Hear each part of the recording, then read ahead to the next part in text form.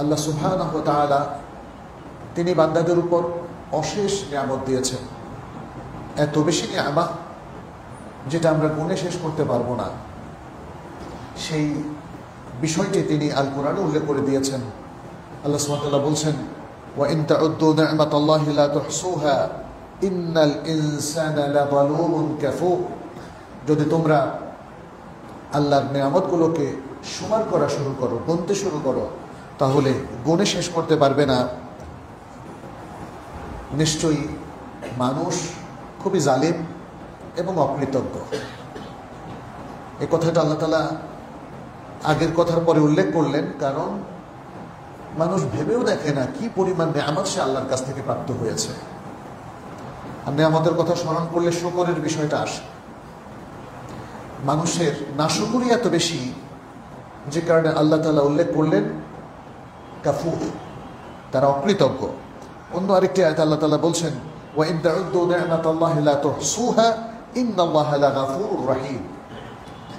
যদি তোমরা আল্লাহর নিয়ামতকে সুমার করতে শুরু করো, তাহলে গুণে শেষ করতে পারবে না। নিশ্চয় আল্লাহ তাআলা ক্ষমাশীল, করুণাময়। তিনি নিয়ামত দিয়েছেন, মানুষ নিয়ামতের নাশকরি করছে, আর তিনি ক্ষমা করে দিচ্ছেন।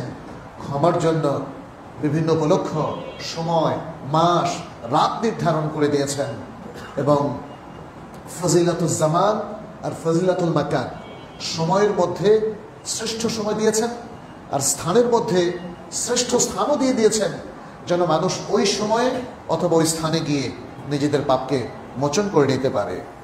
আল্লাহ সুবহানাহু ওয়া তাআলা বলছেন, ওমা বিকুম মিন নি'মাতিন ফামিনাল্লাহ। যত নিয়ামত তোমাদেরকে দেয়া হয়েছে, তোমাদের উপর আসছে, এটা আল্লাহর পক্ষ থেকে। এই নিয়ামত তোমরা অর্জন করো নাই, তোমাদের নিজস্ব যোগ্যতা বলে তোমরা প্রাপ্ত হয়েছে, ব্যাপারটা এমন নয়। ফামিনাল্লাহ, এটা আল্লাহর পক্ষ থেকে এসেছে। সুতরাং আমাদের উচিত আমাদের কর্মকাণ্ড, কথাবার্তা, আমাদের আমল, আমাদের জীবনের আচরণ, জীবন চরিত, চলাফেরা, সকল কর্মকাণ্ডের মাধ্যমে আল্লাহর শুকরিয়া আদায় করা। যেমনটি আল্লাহ সুবহানাহু ওয়া তাআলা বলেছেন, ওয়া ইয তা'আযানা রাব্বুকুম, আর যখন তোমার রব ডাক দিলেন, আহ্বান করলেন, লা ইন শাকারতুম লা আযীদান্নাকুম, যদি তোমরা শুকরগুজার হও তাহলে অবশ্যই আমরা আরো বাড়িয়ে দেব, নিয়ামত আরো বাড়িয়ে দেব।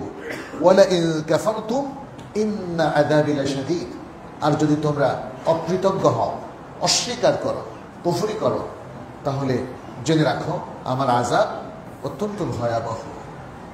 আল্লাহ সুবহানাহু ওয়া তাআলা তার আযাব থেকে আমাদেরকে রক্ষা করুন, এবং আমাদেরকে তার দেয়া নিয়ামতগুলো এনজয় করার তৌফিক দান করুন, আর এর শুকরিয়া আদায় করার তৌফিক দান করুন। আমিন। বন্ধুগণ, আল্লাহ সুবহানাহু ওয়া তাআলা আমাদেরকে ফজিলাতুল জামান, ফজিলাতুল মাকান দুটোই দিয়েছে। ফজিলাতুল মাকান যেটা, সেটা সুনির্দিষ্ট কিছু জায়গা, যেমন আল হারামাইন, মক্কা, হারামু মক্কা, এবং আল মদিনা ও হারামুল মদিনা, মদিনার হারামের যে সীমানা, মক্কার হারামের যে সীমানা, পৃথিবীর শ্রেষ্ঠ দুটো জায়গা, সবাই সেখানে যেতে পারে না। তাই তিনি আমাদেরকে আরো দিয়েছেন ফজিলাতুল জামান, শ্রেষ্ঠ কিছু সময়, যার মধ্যে রয়েছে রমাদান মাস, মাসসমূহের মধ্যে সর্বোত্তম মাস, শাহরুর রমাদান আল্লাযী উনজিলা ফীহিল কুরআন, যাতে আল্লাহ তাআলা কোরআনের মতো শ্রেষ্ঠ গ্রন্থ, তার কালাম তিনি নাযিল করেছেন, এবং এর মধ্যে তিনি শ্রেষ্ঠ 10 রাত্রি দিয়েছেন। রমাদানের প্রতি রাত্রি এবং প্রতি দিন, প্রতিটা ক্ষণ, প্রতিটা মুহূর্ত মুবারক, বরকতময়।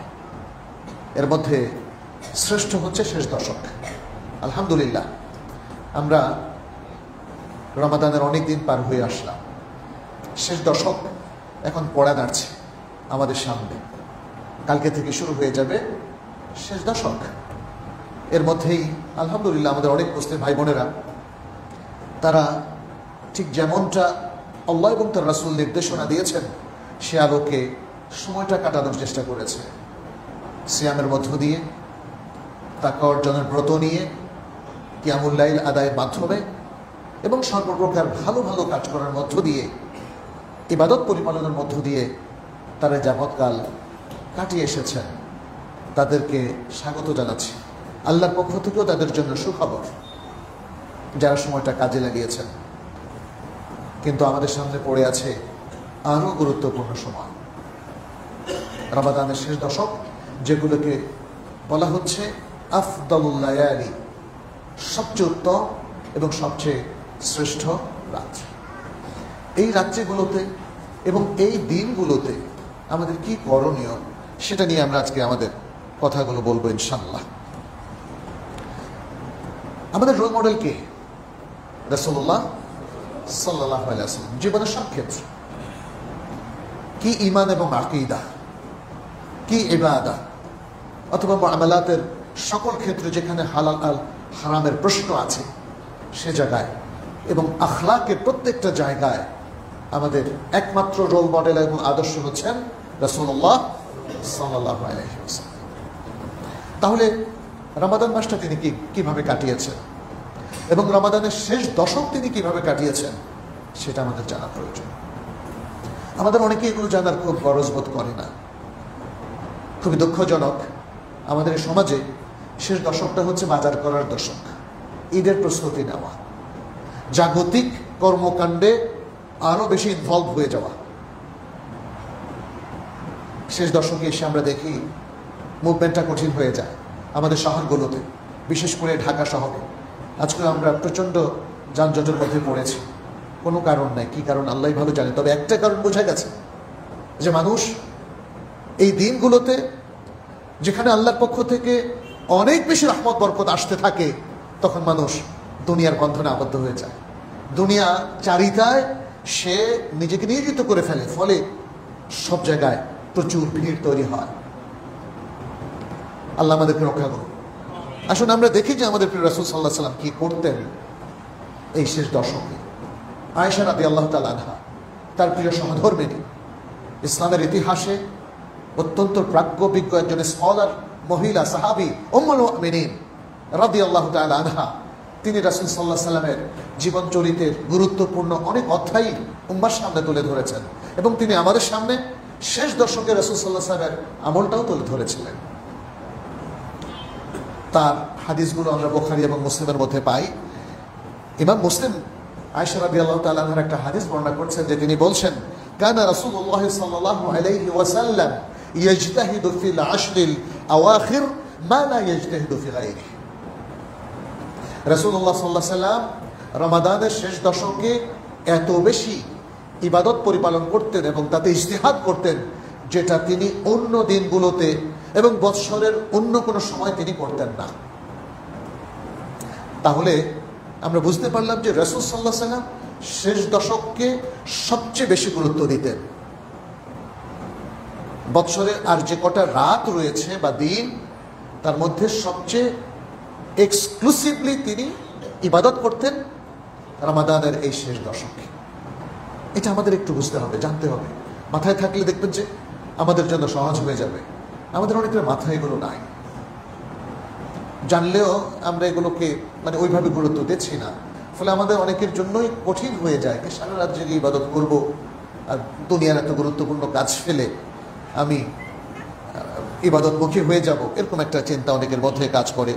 অথচ এটা রাসূল সাল্লাল্লাহু আলাইহি ওয়াসাল্লামের আদর্শ না। তার আদর্শ হচ্ছে দুনিয়াদারি বাদ দিয়ে আসলে ইবাদতে মগ্ন হয়ে যাওয়া। এই জন্য আমাদের উলামায়ে কেরাম বলেন, আসলে রমাদান মাসে সেই প্রস্তুতির জন্য মুসলিম উম্মার কিছু আয়োজন দরকার।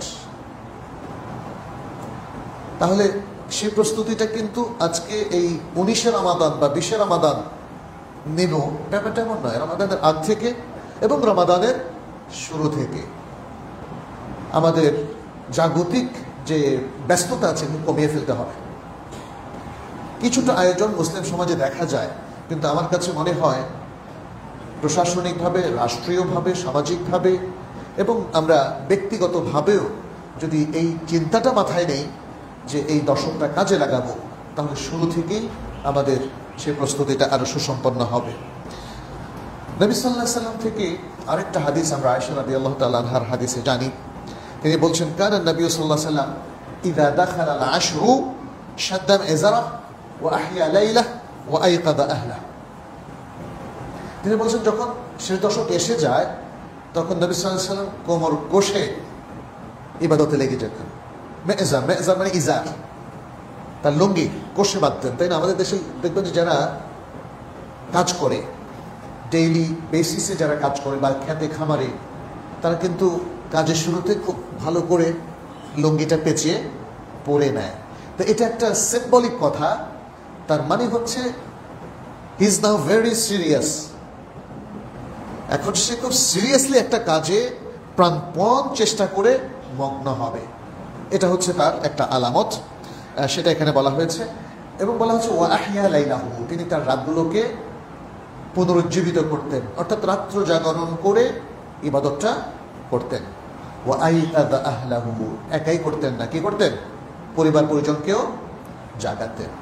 ছোট্ট হাদিস দেখেন কি চমৎকার ভাবে পুরো জিনিসটাকে তুলে ধরছে। নিজে খুব সিরিয়াসলি, খুবই সিরিয়াসলি ইবাদতে মগ্ন হতেন, রাতটাকে ইবাদতে কাটাতেন, আর পরিবার পরিজনকে নিয়ে ইবাদতটা করতেন।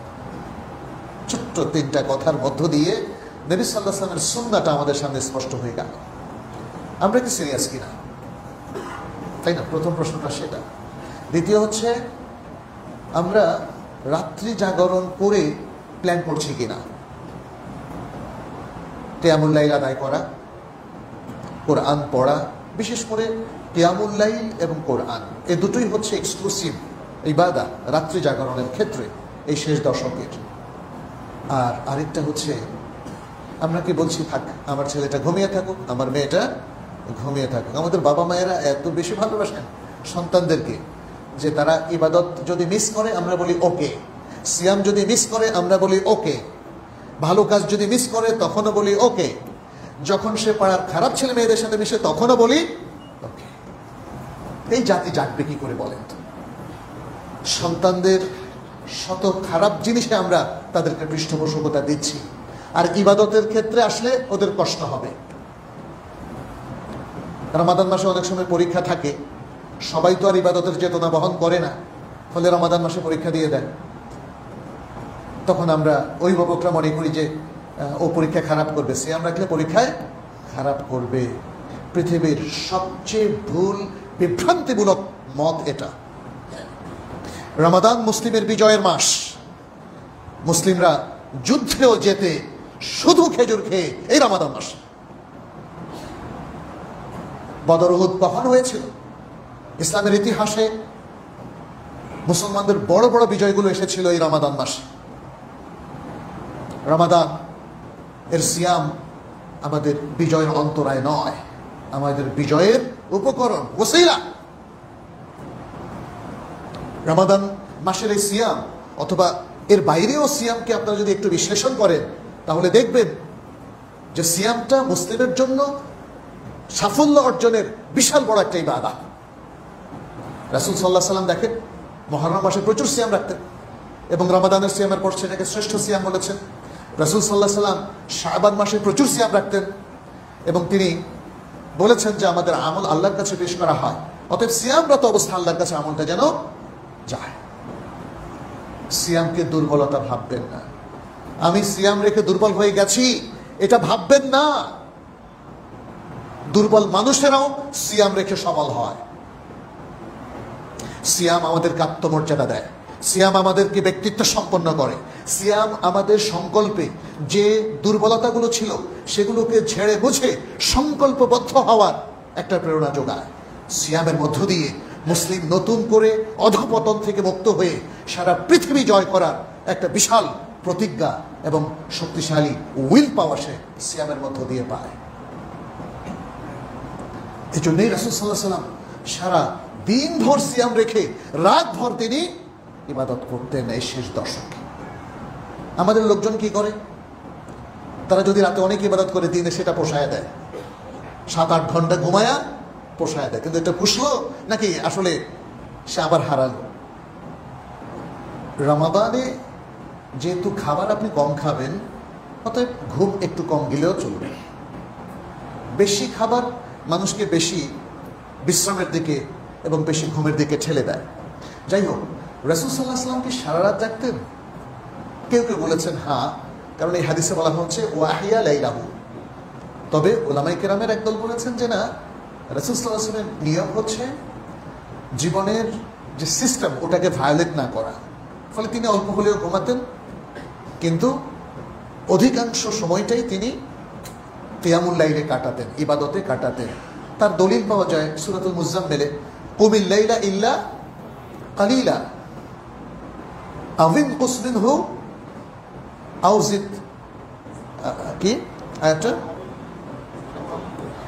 মানে বলা হচ্ছে যে তুমি রাতের অল্প সংখ্যক দাঁড়াও, নিসফাহু আযিম কুস, অর্ধেক অথবা তার থেকে একটু কম, অর্থাৎ অর্ধরাত্রি অথবা তার থেকে একটু কম, কম হলে 1/3 হবে। আউজির আলাইহি ওয়ারাত্তিলিল কুরআনা তারতিলা, অথবা তার চেয়ে একটু বেশি 2/3, এবং তারতিলের সাথে কোরআন তেলাওয়াত করো, তাড়াহুড়ো করো না। এটা আমাদের দেশের হাফেজদেরকে বলা হচ্ছে তোমরা বেশি তাড়াহুড়ো করো। হ্যাঁ, যাই হোক, নির্দেশটা কমন সবার জন্যই, কোরআন তারতিলের সাথে পড়তে হবে, এটাই ওয়াজিব, এটাই ফরজ। যাই হোক, এখানে বলা হয়েছে, দেখেন পুরো রাত্রির কোনো কথা বলা হয়নি। যেটা বলা হয়েছে তার দ্বারা বোঝা যায় যে রাতের অধিকাংশ অথবা অর্ধেক অথবা তার চেয়ে কিছু কম কিয়ামুল লাইল করার কথা। এটা ছিল রাসূল সাল্লাল্লাহু আলাইহি সাল্লামের আমল, এবং সেটা আমরা আয়েশা রাদিয়াল্লাহু তাআলা আনহার একাধিক হাদিস থেকে, সহিহ মুসলিমের মধ্যে এসব পুরো হাদিস এসেছে এবং এর বাইরে অন্যান্য গ্রন্থ এসেছে। নবী সাল্লাল্লাহু আলাইহি সাল্লাম এই দিনগুলোতে শেষ দশকে শুধু রাত্র না, আর কি কি করতে পছন্দ করতেন, যে কাজটি তিনি করতেন একদম শুরু থেকে, সেটি হলো এতেকাফ। প্রথম বছর তিনি প্রথম দশকে এতেকাফ করেছেন, তাকে বলা হলো তুমি যা খুঁজছ সামনে, তখন তিনি দ্বিতীয় দশকে এতেকাফ করেছেন। এরপর বলা হলো তুমি যা খুঁজছো, কি খুঁজছো? লাইলাতুল কদর, সেটা সামনে, শেষ দশকে এতেকাফ করলেন। এরপর থেকে তিনি শেষ দশকে এতেকাফ করতে থাকলেন। আর যেই বছর তিনি সর্বশেষ এতেকাফ করেছেন, সেই বছর তিনি মধ্যের দশক এবং শেষ দশক অর্থাৎ 20 দিন এতেকাফ করেছিলেন। আবু হুরায়রা রাদিয়াল্লাহু তাআলা আনহুর হাদিস সহিহ বুখারীর মধ্যে নবী সাল্লাল্লাহু আলাইহি ওয়াসাল্লাম সম্পর্কে তিনি বলছেন, কানা নবী সাল্লাল্লাহু আলাইহি ওয়াসাল্লাম ইয়াতাকিফু ফি কুল্লি রমাদান। নবী সাল্লাল্লাহু আলাইহি ওয়াসাল্লাম প্রত্যেক রমাদানে ইতিকাফ করতেন 10 আইয়াম, 10 দিন। ফালাম্মা কানা আল-আম আল্লাযী কুবিদা ফীহি ইতাকাফা 20 আমান। আর যেই বছর তার মৃত্যু হলো, সেই বছর যখন আসলো তখন তিনি 20 দিন ইতিকাফ করলেন। আরেকটি বর্ণনা এসেছে, এটাও বুখারীর বর্ণনা, যে নবী সাল্লাল্লাহু আলাইহি ওয়াসাল্লামের কাছে রমাদানে প্রতি বছর কোরআন পেশ করা হতো। কে পেশ করতেন? জিবরিল আলাইহিস সালাম। ফাউরিদ আলাইহি মাররাতাইন ফিল আম আল্লাযী কুবিদা ফী, যে বছর তিনি মারা যান সে বছর দুবার কোরআন তার কাছে পেশ করা হয়। ওয়া কানা ইয়াতাকিফু ফি কুল্লি আমিন 10, তিনি প্রতি বছর শেষ দশক 10 দিন করে ইতিকাফে বসতেন। ফাতাকাফা 20 ফিল আম আল্লাযী কুবিদা ফী, আর যে বছর তিনি মারা যান সে বছর তিনি 20 দিন ইতিকাফে বসেছিলেন। সুতরাং আমরা দেখি যে ইতিকাফ নবী সাল্লাল্লাহু আলাইহি ওয়াসাল্লামের আমলি সুন্নাত। কাউলি হাদিস দ্বারাও তিনি উম্মাহকে কিছুটা নির্দেশনা দিয়েছেন। তিনি বলেছেন, মান কানা ইতাকাফা মাই ফালিয়াতাকিফ আল-10 আল-আওয়াখির, যারা আমার সাথে ইতিকাফ করতে চায় তারা যেন শেষ দশকে ইতিকাফ করে। ফাকাদ রাআইতু হাদিহি লাইলা, আমি এই রাত্রি তথা লাইলাতুল কদরকে দেখেছি। আমি লাইলাতুল কদরকে দেখেছি মানে স্বপ্নে দেখেছি, আর নবীদের স্বপ্ন সত্য। তুম্মা উনসিতুহা, তারপর আমাকে ভুলিয়ে দেওয়া হয়েছে। ভুলিয়ে দেওয়ার কারণ কি, সেটিও বিশুদ্ধ হাদিসগুলোতে এসেছে, যে দেখা গেল তিনি দেখতে পেলেন, অর্থাৎ আল্লাহ তাআলা তাকে জানালেন যে লাইলাতুল কদর কোন রাত্রি, স্পেসিফিকলি এই শেষ দশকের কোন রাত্রি বলতে আসলেন। দেখলেন যে দুজন ব্যক্তির মধ্যে একটু উচ্চবাচ্য হচ্ছে, এবং তখন সেদিকে মনোনিবেশ করতে গিয়ে তিনি ভুলে গেলেন, তাকে ভুলিয়ে দেওয়া হলো। আসলে ভুলে গেলেন মানে কি? ভুলে দেওয়া হলো। এখানে একটা বিষয় হয়তো অনেকে ভাববেন যে এত অল্প সময়ের মধ্যে মানুষ ভুলে যায়। শেষ দশক, বছরের সব দশকের মধ্যে 10টা তারিখ নিয়ে কনফিউশন তো না, একটা তারিখ জানানো হয়েছে, ভুলে গেলেন কেন, তাই না? এই ভুলে যাওয়াটা কি স্বাভাবিক? ইত্যাদি নানা প্রশ্ন আসতে পারে। উত্তর হচ্ছে হ্যাঁ, স্বাভাবিক। আল্লাহ যদি ভুলিয়ে দেন, আপনি কোনোদিন এটাকে আর মনে করতে পারবেন না। আল্লাহর একটা হিকমত ছিল। ঘটনা প্রবাহের মধ্যে অনেক শিক্ষা আছে, যে যখন কোনো মানুষ, মুসলিমরা দুজন ব্যক্তিও লাগালাগি করে, উম্মার বড় ক্ষতি হয়ে যায়। এটা মনে রাখবেন। তার হয়তো ইলমের ক্ষেত্রে ক্ষতি হয়, অথবা ইবাদতের ক্ষেত্রে ক্ষতি হয়, অথবা সামাজিক বন্ধনের ক্ষেত্রে ক্ষতি হয়, অথবা সম্প্রীতি নষ্ট হওয়ার মাধ্যমে ক্ষতি হয়। অতএব মুসলিমদের পারস্পরিক বিরোধ, বিদ্বেষ, হানাহানি মনে রাখবেন সবসময় ক্ষতিকর। রাতে কিংবা দিনে, ব্যক্তিগত কিংবা পারিবারিক, সামাজিক কিংবা রাষ্ট্রীয়, বৈশ্বিক কিংবা আন্তর্জাতিক, যে ক্ষেত্রে মুসলিমরা পারস্পরিক হানাহানির মধ্যে লিপ্ত হবে তারা ক্ষতিগ্রস্ত হবে। এরকম একটা শিক্ষা আমরা যেমন পেলাম। দ্বিতীয় হচ্ছে, যে ঘটনা প্রবাহই ঘটুক না কেন, এর মধ্যে আল্লাহর একটা হিকমাহ, একটা প্রজ্ঞা আছে। যখন যেটা করণীয়, আমাদের দরকার হচ্ছে সেটা ডিরাইভ করা, সেটা বের করা। আমাদের করণীয়টাকে বের করে নিয়ে এসে কাজ করে যাওয়া, প্রশ্ন উত্থাপন নয়, কনফিউশন তৈরি করা নয়, বিভ্রান্তি বিচ্যুতি তৈরি করা, এটা মুসলিমের কাজ হতে পারে না। এটা মনে রাখবেন, মনে রাখবেন। আমরা অনেকে কোরআন হাদিস নিয়ে নানা প্রশ্ন করি, নিজে বিভ্রান্ত হয়ে অন্যকে বিভ্রান্ত করি। এটা থেকে উঠে আসতে হবে। জ্ঞানকে গ্রহণ করতে শিখুন, জ্ঞানকে অর্জন করতে অভ্যস্ত হন, জ্ঞানের আলোকে আলোকিত হওয়াকে অভ্যাস করে নেই। তাহলে কখনোই পথ হারাবেন না, প্রশ্ন করবেন না। ওহির যে জ্ঞান আমাদের কাছে বিশুদ্ধ তরিকায় এসেছে, এটা নিয়ে জানার জন্য প্রশ্ন করতে পারেন।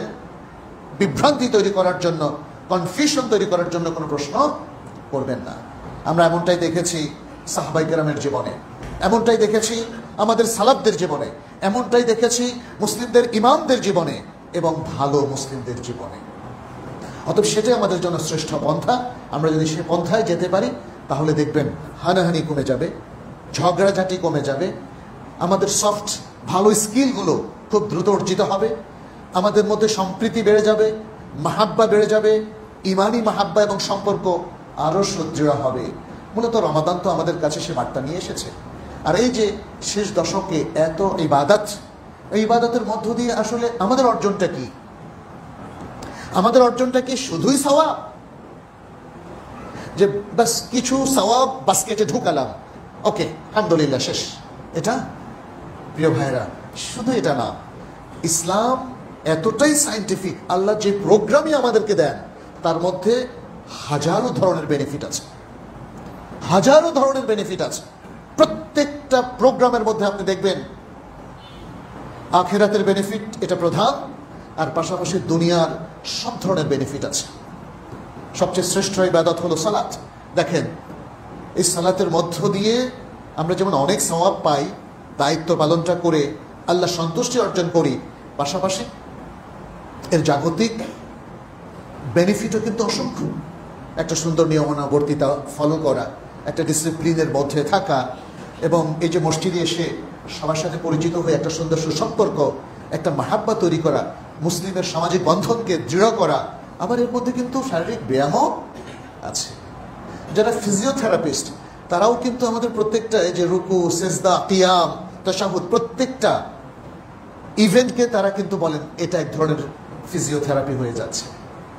আর যারা মেডিকেল এক্সপার্ট তারাও কিন্তু এর অনেক মেডিকেল বেনিফিটের কথা আমাদেরকে বলেন। আর সালাতের মধ্য দিয়ে একটা প্রশান্তি অর্জিত হয়, মেন্টাল পিস অর্জিত হয়। তার মানে আপনি মানসিক রোগ থেকে মুক্তির একটা উপকরণ হিসাবে এটাকে পাচ্ছেন। যেমনটি রাসূল সাল্লাল্লাহু আলাইহি ওয়াসাল্লাম বলেছেন, আরিহনা বিহা ইয়া বেলাল, বেলাল সালাত দিয়ে আমাদেরকে প্রশান্ত করো, সালাত দিয়ে আমাদেরকে প্রশান্ত করো। আমরা কোরআনে দেখি আল্লাহ সুবহানাহু ওয়া তাআলা বলছেন, ওয়াস্তাঈনু বিস-সাবরি ওয়াস-সালাহ, সালাত দিয়ে এবং সবর দিয়ে আল্লাহ সাহায্য চাও। সবর বলা হয় মুক্তির চাবিকাঠি, সালাত তার চেয়েও বেশি। ফলে এই যে একটা প্রোগ্রাম, এরপরে সিয়ামের প্রোগ্রামটাও আমাদেরকে নানাভাবে পরিপুষ্ট করে, আলোকিত করে, আল্লাহমুখী করে। সিয়াম এসে আমাদের জনগোষ্ঠীর অধিকাংশকেই খারাপ থেকে কিন্তু সরিয়ে নিয়ে আসে, খারাপ বর্জন করতে উদ্বুদ্ধ করে, মন্দ থেকে ডিটাচ করে আল্লাহর সাথে কানেক্টেড করে দেয় কিনা সে উপকরণগুলো আপনারা দেখেন। সিয়াম ইটসেলফ সারাদিন ব্রত পালনের মধ্যে, কারণ সিয়ামের মূল প্রোগ্রাম তো এটাই, এর মধ্যে দেখেন কোনো ভালো মুসলিম চুরির কথা ভাবতে পারে না, ডাকাতির কথা ভাবতে পারে না, ছিনতাইয়ের কথা ভাবতে পারে না, ঘুষ খাবে সেটাও সে তার চিন্তা আসতে পারে না। কারণ কিভাবে সম্ভব সিয়ামের মধ্যে আপনি এই কাজগুলো করবেন? ফলে সকল অমঙ্গল এবং পাপ অন্যায় থেকে মানুষকে মুক্ত করার একটা চমৎকার প্রোগ্রাম হিসেবে সিয়াম কাজ করে এবং এভাবে তাকওয়া চলে আসে। একজন মানুষ যখন তাকওয়ার ফোল্ডারের মধ্যে চলে আসে, আবার এটাকে লঙ্ঘন করে বাইরে যাওয়াটা তার জন্য দুরূহ হয়। ফলে প্রত্যেক মুসলিমকে সিয়াম এভাবে মোত্তাকি করে ফেলে। আর এই যে বললাম শেষ দশকের বিশেষ প্রস্তুতি ইবাদতের জন্য এবং ইবাদতে বিশেষভাবে মগ্ন হওয়া, তাহলে দেখতে পাচ্ছেন সিয়ামের প্রচেষ্টাগুলো, প্র্যাকটিসগুলো এখানে মাল্টিপল হয়ে যায় কিনা। ফলে সারা রাত্রি জাগরণের মধ্য দিয়ে আপনি আল্লাহর সাথে কানেক্টেড হয়ে যান। অনেক বেশি আল্লাহর নৈকট্য অর্জন করার কারণে আপনি কিন্তু তওবা ইস্তেগফার করে দেখেন আপনার মাইন্ডসেটের মধ্যে পরিবর্তন। আগে যদি ঘুষ খেতেন, এবার থেকে আপনি ভাববেন যে না আর করবো না, তওবা করলাম। সুদ খেতেন, তওবা করুন। এরকম যে কোনো দুর্নীতির মধ্যে যদি লিপ্ত থাকেন, লক্ষ লক্ষ বনি আদম সুবহানাল্লাহ এই প্রোগ্রামের মধ্য দিয়ে আল্লাহ তাআলা তাদেরকে ভালো মানুষ হয়ে যাওয়ার একটা চমৎকার সুযোগ করে দেন, পরিবেশ তৈরি করে দেন। এবং এই পরিবেশটা শুধুমাত্র এই মসজিদের ভেতরে না, এই পরিবেশটা মানে প্রত্যেক জায়গায়, কোনো জায়গা বাদ নেই, অলিতে গলিতে, রাস্তায় ঘাটে, পরিবারে, বাসায়, বাড়িতে, সব জায়গায়। এমনকি মুসলিমরা যদি সচেতন হয় এবং তারা দায়িত্বশীল ব্যক্তিত্ব সম্পন্ন মুসলিম হয়, যে মুসলিম তার দায়িত্বে ফাঁকি দেয় না, আল্লাহর দেয়া দায়িত্বকে ইগনোর করে না, ফরজ ওয়াজিবকে যে ছেড়ে দেয় না, যদি মুসলিমরা সেরকম হয়, তাহলে তার যে প্রশাসন যন্ত্র, তার যে হেডকোয়ার্টার, যেখান থেকে সে সরকার পরিচালনা করে, সেখানেও মানুষ ভালো হয়ে যাওয়ার কথা। সেখানেও মানুষ তওবা বিল্লাহ করে নিজেদের সংশোধন নিয়ে আসার কথা। বাট এখানে একটাই প্রশ্ন, আর দে সিনসিয়ার মুসলিম, আর দে প্র্যাকটিসিং ইসলাম, তাই না? এই প্রশ্নটা এসে যায়। মনে রাখবেন, একটা তিক্ত সত্য হচ্ছে, এত নিয়ামতের পরে, এত সুন্দর জ্ঞান দেওয়ার পরেও যদি কোনো মানুষ সিদ্ধান্ত নেয় যে আমি আল্লাহর পথে চলবো না, আমি আল্লাহর কথা শুনবো না, আমি রাসূল সাল্লাল্লাহু আলাইহি ওয়াসাল্লামের সুন্নাহর পথে অগ্রসর হব না, তার চেয়ে দুর্ভাগা আর কেউ নেই। আল্লাহ তাকে জাগতিক সামর্থ্য দিয়েছেন, ফলে আল্লাহ তাকে শাস্তির আওতায় সাথে সাথে নিয়ে আসছেন না। কিন্তু সে কি কখনো পথ পাবে? সে কি কখনো সত্যের পথে চলতে পারবে? সে কি কখনো সঠিক মুসলিম না আল্লাহর যেভাবে নৈকট্য প্রাপ্ত হয়েছে সেভাবে নৈকট্য প্রাপ্ত হতে পারবে? পারবে না। এই ধরনের বেশ কিছু মুসলিমরা আজকে আমাদের বিভিন্ন জায়গায় আছে, প্রশাসন যন্ত্রের মধ্যে আছে, সরকারে আছে, পলিটিক্সে আছে। ফলে মুসলিমরা তাদের কাঙ্ক্ষিত যে আল্লাহর পক্ষ থেকে নেয়ামত প্রাপ্তি, বারাকা প্রাপ্তি, তৌফিক প্রাপ্তি, সেটি কিন্তু হয়ে উঠছে না। যাই হোক, এদিকেও দৃষ্টি আকর্ষণ করলাম যাতে আমরা বুঝি যে আমাদের মুসলিম সমাজের পশ্চাৎপদতার কারণটা কি। কেন মুসলিমরা মার খাচ্ছে সেই ফিলিস্তিনে কিংবা আরও অন্যান্য রাষ্ট্রে, এবং সেটা চলমান আছে, অথচ আমাদের মধ্যে সে বোধ, সে মাহাব্বাটা কিন্তু আজকে মিসিং।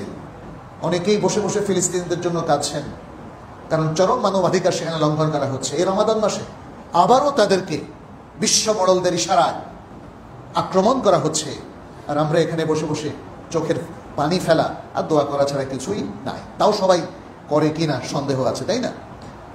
মনে রাখবেন সম্মানিত ভাই বোনেরা, দ্বীনের পথে সিরিয়াসলি না আগালে এই কুম্ভ রাষ্ট্রের কোনো মূল্য নেই। মুসলিমরা শুধু দূর থেকে দোয়া আর কাঁদলে চলবে না তো, তাই না? তাদের আরো কিছু করার আছে, কিন্তু সেই করার পূর্ব শর্তগুলো কি সেটা দেখতে হবে।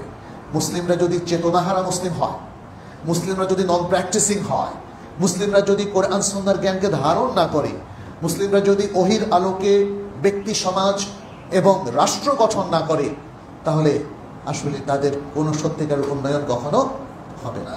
অতএব আমাদেরকে সে বিষয়টা মনে রাখতে হবে। লাইলাতুল কদরের যে ফজিলাত, রমাদানের যে ফজিলাত এবং শেষ দশকের যে ফজিলাত, এগুলো আপনারা ইতিমধ্যে শুনে এসেছেন বারবার। রিমাইন্ডার হিসাবে আমি জাস্ট আপনাদেরকে আরেকবার স্মরণ করিয়ে দিতে চাই। আল্লাহ সুবহানাহু ওয়া তাআলা লাইলাতুল কদর সম্পর্কে বলেছেন এই রাত্রে তিনি আল কোরআন নাযিল করেছেন। সূরা আল কদরের মধ্যে বলেছেন এবং সূরা আদ-দুখানের মধ্যে বলেছেন। সূরা আল কদরের মধ্যে এই রাতের অনেকগুলো ফজিলত বর্ণিত হয়েছে। প্রথম ফজিলত হচ্ছে লাইলাতুল কদর খায়রুম মিন আলফি শাহর, হাজার রজনীর চাইতে উত্তম হচ্ছে এই রাত। এবং তারপর বলা হচ্ছে লাইলাতুল কদর খায়রুম মিন আলফি শাহর তানাজ্জালুল মালাইকাতু ওয়ার রূহু ফিহা, এই রাত্রে অনেক ফেরেশতারা আল্লাহর নির্দেশ ক্রমে এই পৃথিবীতে নাজিল হন রহমতের বার্তা নিয়ে। আর নাজিল হন আর রূহকে জিবরিল আলাইহিস সালাম। এবং এই রাত্রে আল্লাহ সুবহানাহু ওয়া তাআলা একটা সুন্দর প্রশান্তি তিনি দিয়ে দেন, যে প্রশান্তিটা মানুষ ইবাদতের মাধ্যমে অর্জন করে, এই রাত্রি জাগরণের মাধ্যমে অর্জন করে, আল্লাহর সাথে কানেকশনের মাধ্যমে অর্জন করে। এবং এই শান্তিটা বিরাজিত থাকে ভোর পর্যন্ত, ফজরের ওয়াক্ত হওয়া পর্যন্ত। দুখানের আয়াতটিতে আল্লাহ তাআলা এই রাত্রিকে বরকতময় রাত্রি বলেছেন, ইন্না আনজালনাহু ফি লাইলাতিন মুবারাকাহ, বরকতময় রজনী হিসেবে তিনি এটাকে উল্লেখ করেছেন। লাইলাতুল কদর কোন রাত্রি, এটা নিয়েও আমরা দেখি যে রাসূল সাল্লাল্লাহু আলাইহি ওয়াসাল্লাম স্পষ্টভাবে বলে দিয়েছেন যেন বান্দা বিভ্রান্ত না হয়। প্রথম কথা হচ্ছে তাকে নির্দিষ্ট করে জানানো হয়েছিল, বাট সেটা আবার তার অন্তর থেকে, যে জায়গায় ব্রেনের সেলগুলো কাজ করে, সে মনে রাখতে পারে যে একটা নির্দিষ্ট বিষয়, অথবা হার্টের যে জায়গাটা, আল্লাহ তাআলা সেই জায়গা থেকে এটাকে নিয়ে গিয়েছেন। ফলে তিনি আর সুনির্দিষ্ট করে উম্মাকে বলে যাননি যে কোন রাত্রিতে লাইলাতুল কদর, তবে তিনি নিশ্চিত করেছেন লাইলাতুল কদর হচ্ছে শেষ দশকে। লাইলাতুল কদর হচ্ছে শেষ দশকে। অনেকগুলো হাদিস আছে, আমি সেগুলোকে একটু সামারিটা বলে যাচ্ছি। দ্বিতীয়, তিনি আরও বলেছেন যে এটা বিজোড় রাত্রিতে হওয়ার সম্ভাবনা বেশি, বিজোড় রাত্রিগুলোতে। যেমনটি আমরা দেখি যে রাসূলুল্লাহ সাল্লাল্লাহু আলাইহি ওয়াসাল্লাম বলেছেন, তাহারাউ লাইলাতুল কদর ফিল আশরিল আওয়াখির মিন রমাদান, এটা একটা হাদিস, এটা বুখারীর হাদিস। এরপরে এটা ইবনে ওমরের হাদিস। দ্বিতীয় হাদিস আয়েশা রাদিয়াল্লাহু তাআলা আনহা, তিনি বলছেন রাসূল সাল্লাল্লাহু আলাইহি ওয়াসাল্লাম বলেছেন, তাহারাউ লাইলাতুল কদর ফিল ওয়িত্র মিনাল আশরি আল আওয়াখির মিন রমাদান, রমাদানের শেষ দশকের বিজোড় রাত্রিগুলোতে তোমরা লাইলাতুল কদরকে খোঁজো। আচ্ছা, এরপরে আরও বেশি সম্ভাবনাময় হচ্ছে শেষ 7টা বিজোড় রাত্রিতে, যেমনটি শেষ 7 দিনে, শেষ 7 দিনে আস-সাবউল আওয়াখির, শেষ দশক, শেষ 10 দিনকে বলা হয় আল আশরুল আওয়াখির, আর শেষ 7 দিনকে বলা হয় আস-সাবউল আওয়াখির। এক্ষেত্রে যে হাদিসটা ইবনে ওমর রাদিয়াল্লাহু তাআলা আনহুমা থেকে এসেছে, এটাও বুখারীর হাদিস। নবী সাল্লাল্লাহু আলাইহি ওয়াসাল্লাম বলছেন, ইবনে ওমর বলছেন যে সাহাবায়ে কেরামের এক দল, তাদেরকে লাইলাতুল কদর সম্পর্কে দেখানো হয়েছে যে এটা হলো শেষ 7 দশক, এটা শেষ 7 দিনে, শেষ 7 রাতে, শেষ 7 রাতে। তখন রাসূল সাল্লাল্লাহু আলাইহি ওয়াসাল্লাম বললেন, আমি দেখতে পাচ্ছি যে তোমাদের অনেকেই, সাহাবাদের অনেকেই তারা স্বপ্নে দেখেছে যে এটা শেষ 7 রাতে, এবং এটা মানে অনেকেই দেখেছে। অতএব তোমাদের মধ্যে যদি কেউ অনুসন্ধান করতে চায় এই রাত্রকে, তাহলে শেষ 7 রাতেও সে অনুসন্ধান করতে পারে। তাহলে শেষ দশকে, বিজোড় রাত্রিগুলোতে, আবার শেষ 7 রাতে, এভাবে আমরা পেলাম। আর কোনো হাদিসে এসছে নবী সাল্লাল্লাহু আলাইহি ওয়াসাল্লাম শেষ 3টা বিজোড় রাত্রিকে ইন্ডিকেট করেছেন, যেমনটি এসেছে ইবনে আব্বাস রাদিয়াল্লাহু তাআলা আনহুর হাদিসে। তিনি বলছেন যে তোমরা রমাদানের শেষ দশকে লাইলাতুল কদরকে খোঁজো, ফি তাসআতিন তাবকা ফি সাবআতিন তাবকা ফি খামাসিন তাবকা, 9 দিন বাকি থাকতে, 7 দিন বাকি থাকতে এবং 5 দিন বাকি থাকতে। 9 দিন বাকি থাকতে সেটা হলো 21 রাত্রি, আর 7 দিন বাকি থাকতে সেটা হলো 23 রাত্রি, 5 দিন বাকি থাকতে সেটা হলো 25 রাত্রি। সুতরাং এভাবেই আমরা দেখতে পাচ্ছি লাইলাতুল কদরকে নবী সাল্লাল্লাহু আলাইহি ওয়াসাল্লাম নির্ধারণ করেছেন। বুখারীর একটা বর্ণনায়, যেখানে লাইলাতুল কদরের আলামত নিয়ে আব্দুল্লাহ ইবনে মাসউদ রাদিয়াল্লাহু তাআলা কথা বলছিলেন, সেখানে উল্লেখ করেছেন যে এটা খুব সম্ভাবনাময় রাত্রি হচ্ছে 27 রাত্রি, খুব সম্ভাবনাময় রাত্রি। সেখানে কিন্তু নির্ধারণ করা হয় নাই। আমাদের দেশে আমরা সবাই জানি যে 27 রাত্রি, তাই না? কিন্তু কিভাবে জানি, কিভাবে নিশ্চিত হলাম যে এটা 27 রমাদান? আসলে নিশ্চিত হওয়ার কোনো সুযোগ নেই। তাহলে ওলামায়ে কেরামের এই সকল ডিসকাশন যেটা হাদিসের আলোকে এসেছে, কমনভাবে আমরা জানি শেষ দশকে, অর্থাৎ 21 রাত্রি থেকে আরম্ভ করে রমাদানের শেষ রাত্রি পর্যন্ত যে কোনো দিন হতে পারে। তাহলে জোড়ও হতে পারে, বিজোড়ও হতে পারে। তবে অধিকাংশ ক্ষেত্রে এটা বিজোড়ই হয়ে থাকে, অধিকাংশ ক্ষেত্রে বিজোড়। 21, 23, 25, 27 এবং 29। আচ্ছা, এর মধ্যে আমরা দেখি আরো সম্ভাবনাময় হচ্ছে শেষ 7 দিনে। এর মধ্যে 21, 23, 25-এর কথাও এসেছে, তবে সবচেয়ে বেশি সম্ভাবনাময় হচ্ছে 27 তারিখ। অতএব এগুলোর মধ্যে কোনো বিভেদ নাই। সবচেয়ে বিচক্ষণ সেই মুসলিম যে মুসলিম মনে করে যে যেহেতু আমার জানা নাই, আর যেহেতু শেষ দশকেই এটা নিশ্চিত, আর সম্ভাবনাগুলোকে যাচাই করার সত্যিকারের নিশ্চিত কোনো উপকরণ আমাদের হাতে নাই। যদি আলামতের কথা বলা হয়েছে, যেমন সেই রাত্রে খুব শান্তি বিরচিত হবে, একটু ঠান্ডা বায়ু প্রবাহিত হবে, হ্যাঁ, যেমনটি 21 রাত্রিতে যে বছর রাসূল সাল্লাল্লাহু আলাইহি ওয়াসাল্লামকে দেখানো হয়েছে, বলা হয়ে থাকে, অনেক উলামায়ে কেরাম বলেন সে বছর লাইলাতুল কদর ছিল 21 রাত্রিতে, কারণ পরের দিন নবী সাল্লাল্লাহু আলাইহি ওয়াসাল্লাম যখন সেজদা করেন সেখানে বৃষ্টির পানি এবং কাদা তার কপালে লেগেছিল, যার দ্বারা প্রমাণিত হয় যে ওই রাত্রিটা ছিল শান্তিময়, ঠান্ডা, বৃষ্টিমুখর একটি চমৎকার রাত্রি। এগুলোকে অনেকে আলামত হিসেবে উল্লেখ করেছেন। আরও কিছু আলামতের কথাও এসেছে, আমরা সে আলামতগুলো নিয়ে এখানে দীর্ঘ আলোচনা করব না। কিন্তু এটাও তো সত্য, এত কিছুর পরেও এই বছর কোন রাত্রি লাইলাতুল কদর এটা আপনি কিভাবে জানবেন? আমাকে আমাদের কেউ কেউ বলেছিলেন আরো আগে, আজকে এই বছরের কথা আমি বলছি না, বা গত বছর না, আরো কয়েক বছর আগে একজন বলছেন আমি কিন্তু বুঝে ফেলেছি এবছর কোন দিন লাইলাতুল কদর। উনিও আলেম মানুষ। বললাম কেমনে? বলছে আলামত দিয়ে। তাই বললাম আপনার আলামত বলছে এক কথা, হয়তো আপনার চেয়ে শ্রেষ্ঠ আরেকজন ব্যক্তি তিনি বলবেন আরেক কথা, তখন কিভাবে সমন্বয় করব আমরা, তাই না? অতএব আমার কাছে মনে হয় যদি আমাদের কারো ব্যক্তিগত উপলব্ধি এমন হয় যে আমার মনে হচ্ছে এই রাত্রি হচ্ছে লাইলাতুল কদর, সেটা আপনার মধ্যেই রাখে, এটা পাস করবেন না। কারণ মানুষের ব্যক্তিগত উপলব্ধি এবং এভাবে কিছু জিনিস যেটা আপনি উদ্ভাবন করলেন সেটা ঠিক নাও হতে পারে। ফলে মানুষকে সেদিকে আপনি প্রবাহিত করুন, মানুষকে সেদিকে আপনি ঠেলে দিন যেদিকে রাসূল সাল্লাল্লাহু আলাইহি ওয়াসাল্লাম উম্মাহকে করতে বলেছেন, কি শেষ 10 দিনটাকে যেন জাগরণ করি, শেষ 10 দিনটাতে ইবাদতে ভরপুর করে দেই। শেষ 10 দিনের এই কোর্সটা, এটা চমৎকার একটা কোর্স। আপনি কোন দিন লাইলাতুল কদর সেটাকে নিজের মন মতো ইন্ডিকেট করে মানুষকে এই 10 দিনের ইবাদতের প্রোগ্রাম থেকে বঞ্চিত করবেন না। আমরা দেখেছি রাসূল সাল্লাল্লাহু আলাইহি ওয়াসাল্লাম সম্পর্কে আয়েশা রাদিয়াল্লাহু তাআলা আনহা বলেছেন তিনি এই শেষ দশক পুরোটাই তিনি ইবাদতে ভরপুর রাখতেন, ইবাদতে অ্যাক্টিভ রাখতেন, এবং তিনি বিশেষ কোনো রাত্রকে যে আমার মনে হচ্ছে এই রাত্র, এরকম কোনো কথাও তিনি কখনো বলেননি। এই জিনিসটা আমাদের মাথায় রাখতে হবে। যেহেতু রাসূল সাল্লাল্লাহু আলাইহি ওয়াসাল্লাম তাকে তো দেখানো হয়েছে, তিনিও তো আলামতগুলো বর্ণনা করেছেন, বাট ইমপ্রেশনটা তিনি নিলেন না কেন? তিনি কেন বললেন না এবছর আমার এটা মনে হচ্ছে, পরের বছর আরেকটা মনে হচ্ছে, তার পরের বছর আরেকটা মনে হচ্ছে? তিনি এই দিকে না গিয়ে কি করেছেন? পুরো শেষ দশকটাকে তিনি জাগিয়ে তুলেছেন, অ্যাক্টিভ রেখেছেন। ফলে সেই সুন্নাহটা আমাদেরকে ফলো করতে হবে। সম্মানিত উপস্থিতি, আমাদের আরও যে আমলগুলো এই দিনগুলোর মধ্যে আছে, ইতিকাফের কথা আমরা বলেছি। ইতিকাফ সম্পর্কেও আপনারা জানেন এটা মসজিদ ভিত্তিক একটি এক্সক্লুসিভ ইবাদত অনুষ্ঠান। মসজিদে ইবাদতের নিয়ে তো অবস্থান করবেন, ইবাদতের বাইরে অন্য কোনো কথা কাজ নিয়ে আপনি মগ্ন হবেন না।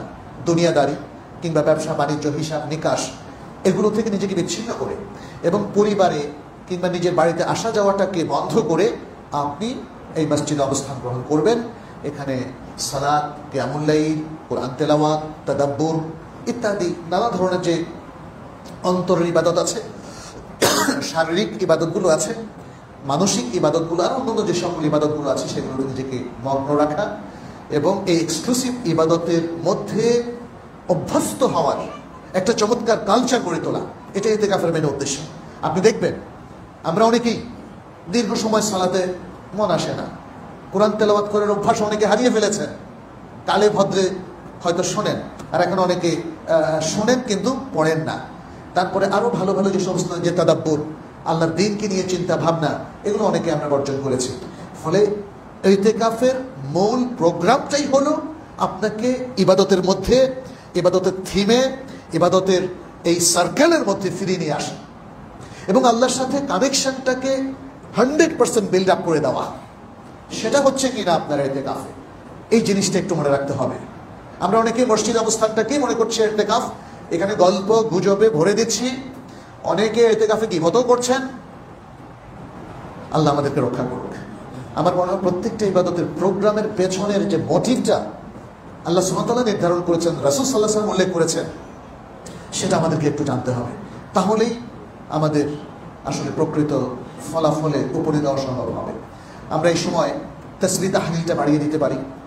আমরা সকাল সন্ধ্যার আজকারগুলো এর বাইরেও সুবহানাল্লাহ, আল্লাহু আকবার, লা ইলাহা ইল্লাল্লাহ, এই যে আজকারগুলো আছে এগুলো ভালো করে রপ্ত করে ফেলতে পারি।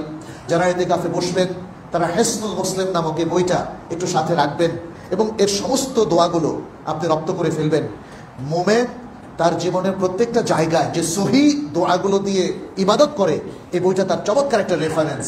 আপনি পরিবহনে যখন উঠবেন কি দোয়া করবেন, নামবেন কি দোয়া পড়বেন, আপনি যখন সফর থেকে দেশে ফিরবেন তখন কি দোয়া করবেন, ঘুমের আগে কি, ঘুম থেকে উঠে, তারপরে খাওয়ার আগে, খাওয়ার পরে, বাথরুমে যাওয়ার আগে, বাথরুম থেকে বের হয়ে, তাই না? সব এগুলো তো আজকাল দেখেন কাকে বলে, আল্লাহ আল্লাহ দেখেন কে দেখেন বলে, ইয়া সালাম, তাই না? এই জিনিসগুলো রপ্ত করা একজন মুতাকিফের জন্য খুবই চমৎকার হতে পারে। তিনি তার প্রত্যেকটা ইভেন্টে, প্রত্যেকটা মুভমেন্টে যে আজকারগুলো রাসূল সাল্লাল্লাহু আলাইহি ওয়াসাল্লাম আমাদেরকে শিখিয়েছেন সেটা শিখে নেবেন এবং সেগুলোকে বাস্তবায়ন করবেন। এবং এর ফলে আপনি সার্বক্ষণিকভাবে আপনার যে কোনো কাজেই যান আপনি আল্লাহর সাথে কানেক্টেড থাকবেন। আর যে আল্লাহর সাথে কানেক্টেড থাকে তার পক্ষে কি কোনো একটা সিচুয়েশনে হারামের সাথে সম্পৃক্ত হওয়া সম্ভব, হারাম খাওয়া সম্ভব, হারাম করা সম্ভব? সুতরাং এইভাবে ইতিকাফটাও আমাদের জীবনটাকে পরিশুদ্ধ করে দেয়, তাকওয়ার উপর প্রতিষ্ঠিত করে দেয়, ঈমান, ইখলাস এবং আখলাকের দিকে নিয়ে আসে। প্রিয় ভাইরা, যারা এই শেষ দশকে উমরা করতে পারবেন করেন, যদিও উমরা করাটা এখন হজের মতোই খুব কষ্টকর কাজ হয়ে গেছে শেষ দশকে, তারপরে আমরা বলবো যে যেহেতু এটা মাশরুউ করতে পারেন, তবে মনে রাখবেন উমরা করেন, ভালো ভালো ইবাদত করেন, যাই করেন না কেন, আরেকটা মহান লক্ষ্য অর্জন করতে কখনো ভুলবেন না। সেটি হচ্ছে মুসলিম উম্মার পারস্পরিক যে সম্প্রীতি এবং ভালোবাসার বন্ধন সেটাকে সমুন্নত রাখা। ইতিকাফের মাধ্যমে এই জুমাবারে একসাথে হওয়ার মধ্য দিয়ে এবং এর বাইরেও আমাদের জীবনে আমাদের প্রিয়জন থেকে আমরা শুরু করতে পারি, যাদের সাথে সম্পর্ক খারাপ উন্নয়ন করতে পারি, আত্মীয়তার সম্পর্ক নষ্ট হয়ে গেছে সেটাকে রিপেয়ার করতে পারি, প্রতিবেশীর সাথে সম্পর্ক নষ্ট সেটাকে সুন্দর করতে পারি। ব্যক্তিগত ইবাদত মানে এটা নয় যে আপনি আইসোলেটেড হয়ে যাবেন, নিজেকে একজন খুব ইবাদত গুজার ব্যক্তি হিসেবে প্রতিষ্ঠিত করবেন, কিন্তু আপনার স্ত্রীর সাথে ভালো সম্পর্ক নেই, বা স্ত্রীর স্বামীর সাথে ভালো সম্পর্ক নেই, সন্তানদের থেকে আপনি আলাদা, ডিটাচ, প্রতিবেশীর সাথে আপনার অনেক ঝগড়া, কিংবা অনেক বৃহত্তর সামাজিক পরিবেশেও আপনি নিজেকে একজন বিদ্বেষী ব্যক্তি হিসাবে প্রতিষ্ঠিত করলেন, তাহলে এত ইবাদত আয়োজনটা আপনার কোনো কাজে আসবে না। প্রিয় ভাইরা, আমাদের ইবাদতগুলো মুসলিমদেরকে পরিশুদ্ধ করে, পরিশীলিত করে, তাদেরকে সব ধরনের সফট স্কিলে তাদেরকে দক্ষ প্রাজ্ঞ করে গড়ে তোলে। তাদের কমিউনিকেশন হবে সুন্দর, সে আপনার সাথে হাস্যবদনে কথা বলবে, মানুষের সাথে সম্পর্ক করবে সুন্দর, তার মধ্যে ট্রান্সপারেন্সি থাকবে, পরিচ্ছন্নতা থাকবে, এবং সে যে কোনো দায়িত্ব পালন করবে সততার সাথে, ইন্টিগ্রিটির সাথে দায়িত্ব পালন করবে। এগুলো ইবাদতের কনসিকুয়েন্স। মনে রাখবেন, একজন ব্যক্তি সত্যিকার ভাবে যদি আল্লাহওয়ালা হয়, আল্লাহর ইবাদত যদি সে পালনে সে অভ্যস্ত হয়, তাহলে সে সমাজের সবচেয়ে ভালো ব্যক্তি হবে। এটাই তো আমরা দেখেছি, এটাই আমরা দেখেছি রাসূল সাল্লাল্লাহু আলাইহি ওয়াসাল্লামের মধ্যে, এটাই আমরা দেখেছি তার সাহাবায়ে কেরামের মধ্যে, এটা দেখেছি যুগে যুগে সব উলামায়ে কেরামের মধ্যে, এবং আজকেও যারা সত্যিকার ভালো মুসলিম, কি উদার তারা, কি ভালোবাসা তাদের অন্তরে।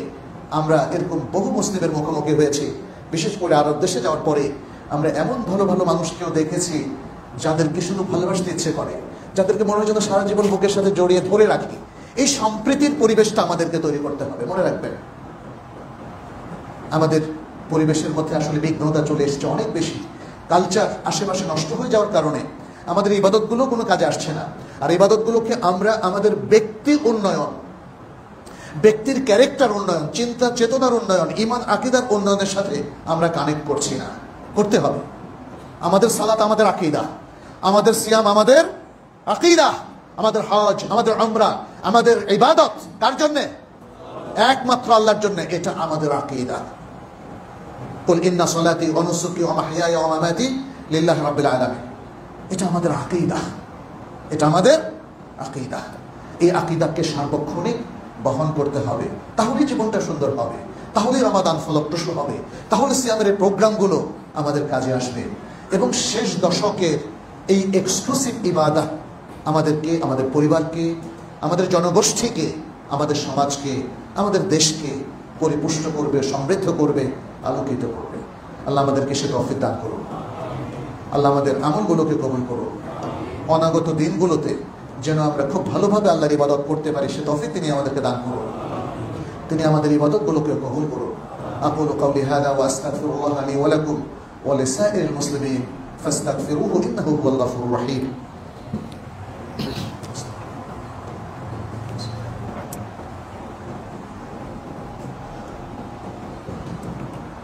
আলহামদুলিল্লাহ, আলহামদুলিল্লাহ রাব্বিল আলামিন ওয়াল আকিবাতু লিল মুত্তাকিন।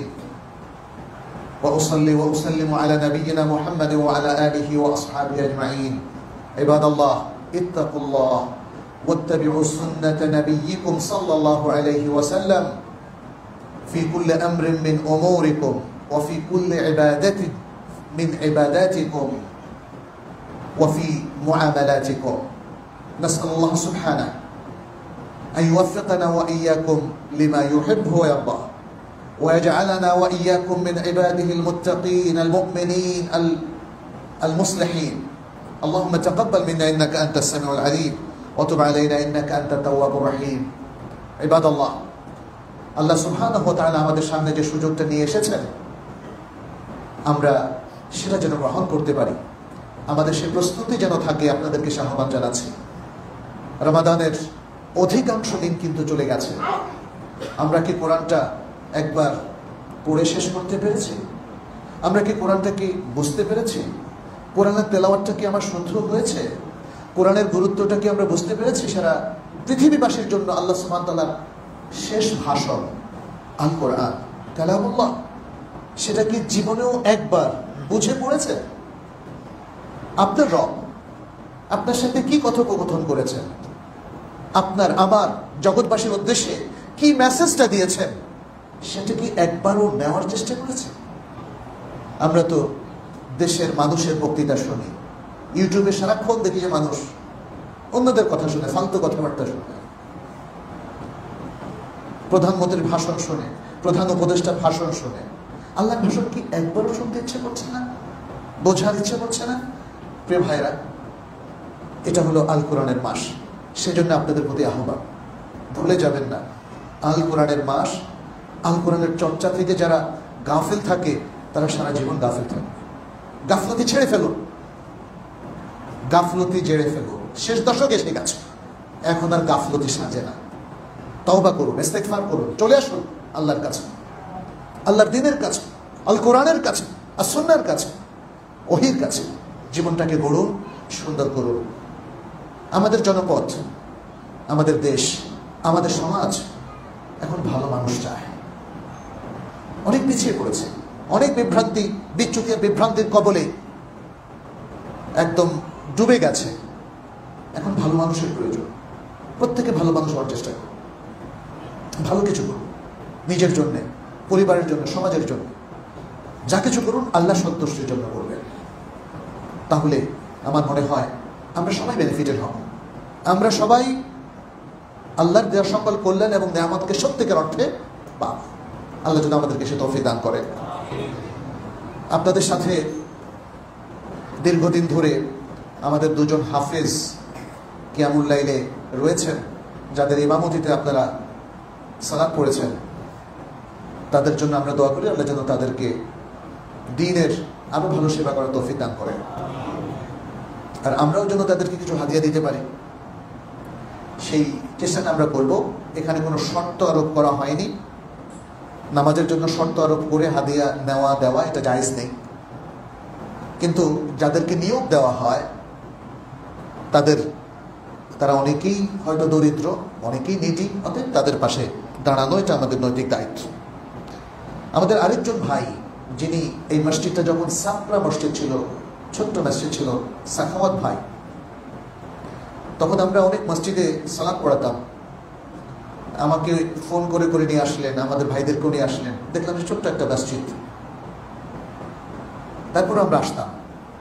কারণ মনে হতো যে এখানে যে লোকগুলো আছে এটা খুব মখলেস।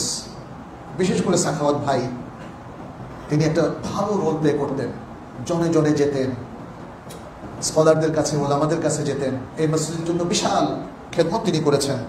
আপনারা জানেন, মসজিদ যখন উঠতে শুরু করলো তখন আল্লাহ তাআলা তাকে একটা ট্রায়ালের মুখোমুখি করেছেন। তিনি অ্যাক্সিডেন্টে একদম প্রায় বাকরুদ্ধ হয়ে যান এবং শারীরিকভাবে অনেকটা পঙ্গু হয়ে যান। তার কথা ভুলে গেলে চলবে না, এই মসজিদের পেছনে তার বিশাল অবদান। আমাদের সকল ভাইদেরই যাদেরই অবদান আমরা তাদের সবারটাই স্মরণ করি। তবে যেহেতু তিনি এখন কোনো ইনকাম করতে পারেন না, আমরা তার দিকে সাহায্যের হাত একটু বাড়িয়ে দিই। জাকাত থেকে, সাদাকা থেকে যা পারি আমরা তার দিকে বাড়িয়ে দিই। আমাদের মসজিদ আপনারা জানেন যে 10 তলার একটা বড় প্রোগ্রাম নির্মাণাধীন রয়েছে এখনো। আলহামদুলিল্লাহ, নিচতলা এবং বেশ কয়েকতলা নির্মিত হয়েছে, কিন্তু এটাকে পূর্ণ করার জন্য বিশাল ফান্ডের প্রয়োজন। এই রমাদান মাসে রাসূলুল্লাহ সাল্লাল্লাহু আলাইহি ওয়াসাল্লাম তিনি ঝড়ো হাওয়ার চাইতেও বেশি বেগবান ছিলেন দান খয়রাতে। এই জন্য আপনাদের কাছে আমরা আমাদের আবেদনটা পেশ করলাম যে এই মসজিদের জন্য আপনারা মুক্ত হস্তে দান করুন। সকলে মিলে বাকি কাজটা যেন দ্রুত উঠাতে পারি আমরা, আপনারা সেই জন্য সহযোগিতার হাতটা প্রসারিত করুন। আল্লাহ আপনাদের হাতগুলোকে, অর্থাৎ আপনাদের দানগুলোকে কবুল করুন। আরেকটা বিষয় হচ্ছে, এখানে শেষ রাতের যে কিয়ামুল লাইল সেটা 21শে রমজান থেকে শুরু হচ্ছে, তার মানে আগামী রাত থেকেই শুরু হচ্ছে। আপনারা সেখানে অংশগ্রহণ করবেন। এভাবে মসজিদ ভিত্তিক যে দ্বীনি কার্যক্রম, আসুন সেটাকেও আমরা অ্যাক্টিভ করি। আমরা নিজেদেরকে দুনিয়ার ব্যস্ততা কমিয়ে দ্বীনের ব্যস্ততার দিকে একটু ঠেলে দেই। আমার বিশ্বাস যে দ্বীনি ব্যস্ততাকে অনেকে মনে করছে যে এটার দ্বারা সমাজ উন্নয়ন হয় না। আসলে মোটেই না। সমাজের যে সততা তৈরি হবে, কর্মের যে স্পৃহা তৈরি হবে, আমাদের সংকল্পগুলো যে শক্তিশালী হবে, শক্তিশালী ব্যক্তিত্বের মধ্য দিয়ে জাগতিক উপকরণ কম থাকলেও আমরা দেশের সার্বিক উন্নয়ন ঘটাতে পারবো ইনশাআল্লাহ।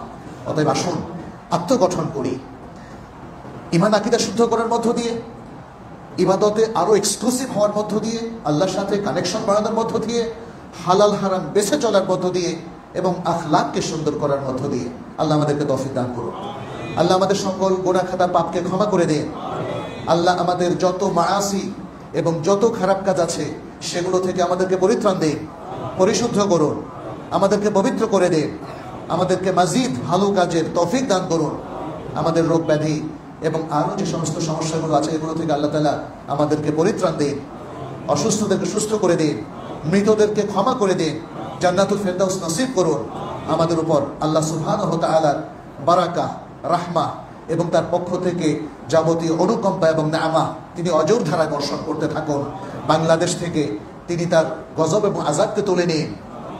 যারা অসৎ মানুষ, দুর্নীতিপরায়ণ মানুষ, যারা খারাপ মানুষ, ইসলাম বিরোধী মানুষ, তাদের থেকে আল্লাহ তাআলা আমাদের দেশকে রক্ষা করুন। যে কোনো ষড়যন্ত্র থেকে দেশকে রক্ষা করুন। অমুসলিমদের ষড়যন্ত্র থেকে আমাদের দেশকে আল্লাহ তাআলা রক্ষা করুন। এই দেশটাকে আল্লাহ তাআলা বারাকাতে পরিপূর্ণ করে দিন, সঠিক ভালো নেতৃত্ব প্রতিষ্ঠিত করে দিন, আলেমদেরকে নেতৃত্বে আল্লাহ তাআলা প্রতিষ্ঠিত করে দিন এবং আলেমদের নেতৃত্বে আমরা যেন এগিয়ে যেতে পারি সে তৌফিক আল্লাহ তাআলা আমাদেরকে দান করুন। হাদা ওয়া সাল্লু ওয়া সাল্লিমু আলা নবিয়িনা মুহাম্মদ ফাকাদ ক্বালা আল্লাহু সুবহানাহু ইন্নাল্লাহা ওয়া মালাইকাতাহু ইউসাল্লুনা আলান নবী ইয়া আইয়ুহাল্লাযীনা আমানু সাল্লু আলাইহি ওয়া সাল্লিমু তাসলিমা ওয়া ক্বালা আন-নাবিয়্যু সাল্লাল্লাহু আলাইহি ওয়া সাল্লাম মান সাল্লা আলাইয়া মাররাতান সাল্লাল্লাহু আলাইহি বিহা আশারা আল্লাহুম্মা সাল্লি ওয়া সাল্লিম ওয়া বারিক ওয়া আন'ম আলা নবিয়িনা মুহাম্মদ ওয়ারদ আল্লাহুম্মা আনিল খুলাফা'iর রাশিদিন وعن الصحابة أجمعين وعنا معهم بعفوك وكرمك يا أكرم الأكرمين. اللهم أعز الإسلام والمسلمين، اللهم أعز الإسلام والمسلمين، اللهم انصر الإسلام والمسلمين، اللهم انصر الإسلام والمسلمين، اللهم انصر إخواننا المسلمين في غزة، اللهم انصر إخواننا المسلمين في فلسطين، في كشمير، في الهند وفي العالم كله يا رب العالمين. اللهم انصر إخواننا في بنغلاديش وفي كل مكان يا رب العالمين. تقبل منا إنك أنت السميع العليم. ربنا لا تزغ قلوبنا بعد إذ هديتنا وهب لنا من لدنك رحمة إنك أنت الوهاب. ربنا أتنا في الدنيا حسنة وفي الآخرة حسنة وقنا عذاب النار. اللهم تقبل منا صيامنا وقيامنا، اللهم تقبل منا صيامنا وقيامنا يا رب العالمين، ووفقنا لما تحب وترضى. اللهم بارك لنا في أوطاننا، اللهم بارك لنا في أوطاننا وبارك لنا في أولادنا وبارك لنا في أرزاقنا يا رب العالمين. تقبل منا إنك أنت السميع العليم وتب علينا إنك أنت التواب الرحيم. عباد الله، إن الله يأمر بالعدل والإحسان وإيتاء ذي القربى وينهى عن الفحشاء والمنكر والبغي يعظكم لعلكم تذكرون. فاذكروه يذكركم واشكروه يزدكم ولذكر الله أكبر والله يعلم بما تصنعون.